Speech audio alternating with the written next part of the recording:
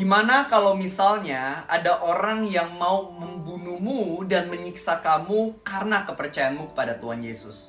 Inilah kesaksian yang akan kita dengar dari Polycarp, seorang dari Smyrna, yang akan sangat memberkati kita. Tapi sebelumnya, mari kita mulai renungan hari ini dengan doa terlebih dahulu.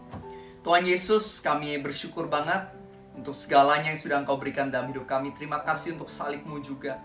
Terima kasih untuk hari yang sudah Kau berikan. Dan Tuhan, hari ini kami percaya ada firman, renungan yang luar biasa yang akan berkati dan menginspirasi kami. Kami minta Roh Kudus biarlah Engkau yang ajar kami, Engkau yang hadir dimanapun kami berada, dan sungguh didik kami, supaya kami bisa berubah menjadi pribadi yang semakin siap dipakai Tuhan. To be a blessing, untuk menjadi berkat. Kami anak-anak-Mu, kami siap mendengarkan-Mu. Bantu kami untuk fokus menjelang 10 menit ke depan. Biarlah Engkau yang tolong kami, untuk kami bisa sungguh-sungguh menerimanya dengan baik. Dalam nama Tuhan Yesus kami berdoa. Amin. Nah teman-teman, ini adalah kesaksian nyata dari Polycarp, seorang dari Smyrna yang hidupnya anggapnya ya sudah zaman dulu sekali. Dan menariknya pada zaman dulu sekali ini, itu yang namanya orang-orang Kristen biasanya disiksa oleh prajurit-prajurit Romawi. Dan orang-orang Kristen itu banyak yang ditangkapin dan dimasukkan ke dalam kolosium untuk menjadi entertainment. Yang anggapnya orang-orang Kristen dimasukin, habis itu ada singa. Jadi orang-orang Kristen banyak yang dicabik, dimakan, dan disiksa, dibunuh oleh singa di dalam kolosium. Atau mereka banyak juga yang dibakar hidup-hidup. Jadi benar-benar sulit sekali menjadi orang Kristen pada zaman itu. Nah, Polycarp itu anggapannya salah satu pimpinan atau semacam pendetanya pada zaman itu. Hingga suatu hari Polycarp ini, dia ini didatengin rumahnya oleh para prajurit-prajurit. Para prajurit sudah siap untuk menangkapnya dan membawanya ke kolosium. Tapi ketika para prajurit-prajurit ini datang, Polycarp waktu itu malah mengatakan, oh kalian sudah melakukan perjalanan yang cukup jauh, pasti capek. Lebih baik kalian makan dulu. Dan Polycarp dia kasih makanan, kasih minuman buat para prajurit ini. Gak cuma itu, tapi setelah itu Polycarp malah mendoakan mereka untuk 1 jam. Didoakan, tentunya bukan doain hal yang jahat, tapi hal yang sangat amat baik buat mereka. Nah setelah kejadian ini semua, para prajurit ini, mereka mulai gak enak mau nangkep dan membinasakan atau membunuh Polycarp ini.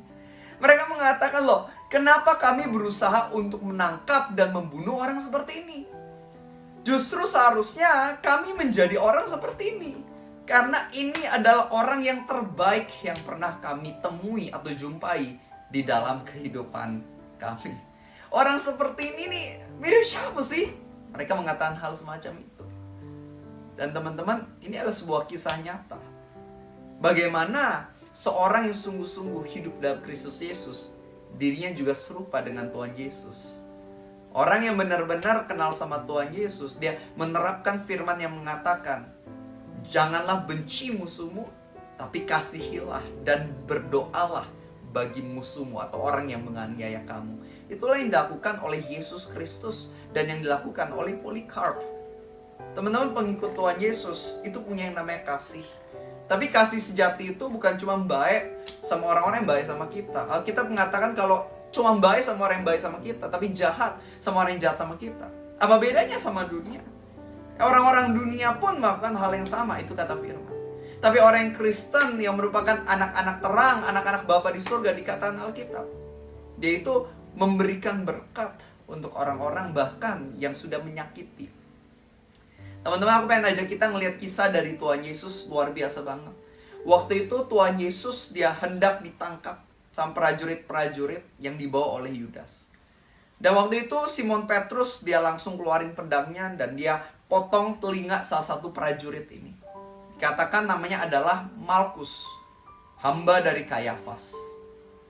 Nah teman-teman, sedikit informasi, Kayafas adalah imam besar yang pada zaman itu mau menyalibkan, mau membinasakan Yesus. Jadi kalau Malkus adalah hamba dari Kayafas, Malkus ini adalah seorang yang anggapannya berusaha untuk menghancurkan Yesus juga loh.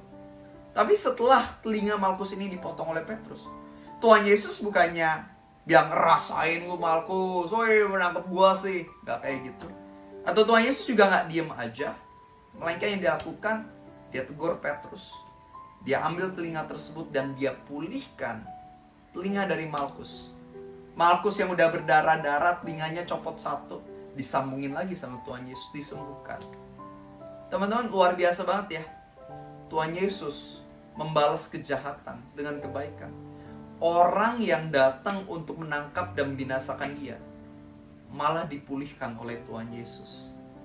This is grace. Inilah kasih karunia. Dan sebenarnya Tuhan Yesus lagi memberikan sedikit gambaran apa yang hendak dia lakukan keesokan harinya, yaitu dia akan mati di atas kayu salib untuk menebus dosa manusia. Pemulihan kuping itu adalah sesuatu yang jauh lebih kecil dari apa yang sebenarnya Tuhan Yesus hendak lakukan waktu itu, yaitu pemulihan roh. Manusia yang harusnya masuk ke dalam neraka bisa masuk ke dalam kerajaan surga lewat pengorbanannya. Tuhan Yesus hendak melakukan sesuatu yang jauh lebih dahsyat bagi musuh-musuhnya, yaitu diriku dan juga dirimu. Kita adalah orang-orang yang sebenarnya udah nyakitin Tuhan dan luar biasa, tapi respon Tuhan Yesus pada kita tetaplah, I love you and I want to save you. Maka itu pada Roma 5 ayat 8, salah satu ayat Alkitab terfavoritku, dikatakan Tuhan mendemonstrasikan kasih-Nya untuk kita dengan cara ketika kita masih berdosa, Kristus mati untuk kita. Luar biasa banget. Dan inilah seharusnya kasih yang harusnya kita miliki juga dalam hidup kita. Dan itu yang aku pelajari. Aku gak sempurna, tapi itu yang aku usahakan juga dalam hidupku. Contoh teman-teman, ya ada orang yang dulu entah gimana dia dapat nomor WhatsApp aku, dan dia chat aku. Ya chat aku lumayan panjang, dan aku waktu itu belum balas dia. Dan bagi teman-teman yang belum tahu, aku balas chat itu seringkali lama dan kadang lupa. Bahkan ke keluarga atau ke teman sendiri itu kadang suka lupa, suka belum balas atau balasnya cukup lama. Karena yang chat itu cukup banyak dan pekerjaan tanggung jawab cukup banyak. Jadi kadang-kadang suka terlewat.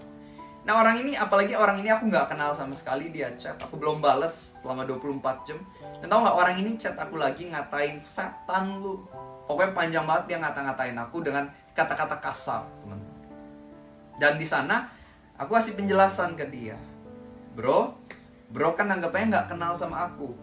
Kalau kamu chat orang yang kamu gak kenal dan belum dibalas, seharusnya kamu nunggu dengan sabar, bukan ngatain orang tersebut setan. Seperti itu, intinya kurang lebih. Aku balas dengan ramah, aku bilang God bless you dan lain-lain. Pokoknya aku balas dengan baik. Dan tau gak, dia tetap balas aku setan lu segala macam. Ya udah, aku balas aja Jesus loves you. Dan teman-teman tahu gak sih, 1 bulan kemudian orang yang sama chat aku lagi dan dia minta maaf. Bro, sorry banget, waktu itu aku udah ngata-ngatain kamu. Ketika aku ngatain kamu dan kamu balas Jesus loves you, aku merasa malu banget sama diri aku. Intinya ya dia minta maaf. Nah akhirnya teman-teman tahu nggak? Setelah kejadian itu, aku sempat ketemu makan sama dia dan bayarin dia makan. This is a true story. Nah kenapa aku bisa lakukan ini? Baik lagi, karena aku menyaksikan kasih karunia Tuhan Yesus. Kalau Revi sendiri sebagai manusia, orang kayak gini rasanya pengen dikeprat ya kan? Tapi karena kasih karunia Tuhan Yesus kepadaku, aku sadar aku juga mau menunjukkan kasih karunia. Tuhan Yesus menolong aku supaya aku bisa tahu yang benar yang harusnya aku lakukan. Dan juga aku punya kuasa, kemampuan untuk melakukannya. Sama halnya di dalam kehidupanmu. Mungkin kamu merasa sulit banget untuk mengampuni dan berbuat baik. Untuk orang, mungkin mantan yang pernah selingkuh. Mungkin untuk orang tua yang sudah ngatain kamu. Mungkin untuk adik atau kakak yang sudah merendahkan kamu. Atau mungkin ada teman yang nusuk dari belakang. Gak mudah untuk mengampuni dan berbuat baik untuk mereka. It's not easy. Tapi ketahuilah bersama Tuhan, kamu akan dimampukan melakukan hal-hal ajaib luar biasa yang gak pernah kamu bayangkan sebelumnya. Maka itu pada Filipi 4 ayat 13 dikatakan, I can do all things through Christ who strengthens me. Rasul Paulus mengatakan, aku mampu menampung segala perkara, aku mampu melakukan segalanya. Tapi bukan berhenti di sana. Melainkan aku mampu melakukan segalanya, aku mampu menanggung segala perkara dalam Kristus Yesus yang memberikanku kekuatan. Teman-teman, semakin kamu dekat dengan Tuhan Yesus yang sudah memberikanmu kasih karunia, semakin kamu juga bisa memberikan kasih karunia untuk sesama. Dan ketika kamu memberikan kasih karunia untuk sesama, sama seperti Yesus yang menginspirasi dunia, hidupmu juga akan menginspirasi dunia. Orang akan melihat kasih Kristus lewat hidup kamu. Amin. Mari kita tutup dalam doa. Tuhan Yesus, yang percaya firman hari ini lewat gak kebetulan. Yang percaya ini adalah pesanmu yang mengingatkan kami untuk menjadi orang-orang yang mampu menunjukkan kasih karunia bagi orang-orang yang sudah menyakiti kami. Tolong kami ya Tuhan, Agar firman ini nggak sekedar menjadi teori yang kami tahu, tapi sungguh kami bisa praktekkan, aplikasikan, hidupi di dalam kehidupan kami. Urapi kami ya Tuhan, kami minta pertolongan-Mu. Ubah hati kami agar semakin serupa dengan hati Yesus. Ubah tangan, kaki, mulut kami, sehingga sama seperti Yesus Kristus, dipakai sebagai senjata-senjata terang, sehingga banyak orang bisa mengalami Tuhan lewat hidup kami.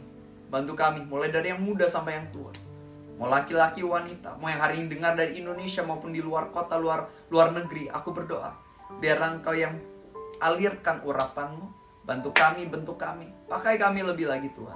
Karena itulah kerinduan kami dalam hidup kami. Terima kasih ya Tuhan Yesus, kami serahkan hari ini sepenuhnya ke dalam satu nama, yaitu nama Yesus Kristus, Raja di atas segala raja. Dalam nama Tuhan Yesus, semua yang percaya, kita sama-sama katakan, amin. Terima kasih teman-teman yang sudah dengar firman-Nya sampai full, sampai habis. Dan teman-teman, kalau misalnya kalian merasa diberkati, aku ada share renungan firman everyday, setiap hari. Maka itu teman-teman besok jangan lupa ikut lagi. Klik tombol subscribe, bunyikan tombol lonceng, dan share tentang video ini juga kepada teman dan keluarga, supaya lebih banyak orang lagi yang bisa dengar kesaksian dan juga firman yang menguatkan iman. Dan juga teman-teman, kalau misalnya kalian mungkin lagi pengen baca buku rohani, jangan lupa untuk cek buku-buku rohaniku. Ada Single Searching for Love, Ikutlah Aku, Jujur sama Tuhan, dan lain-lain. Cek aja di caption linknya. Aku percaya buku itu pun bisa menginspirasi hidupmu. Itu aja untuk hari ini. God bless you and see you next time. Bye-bye.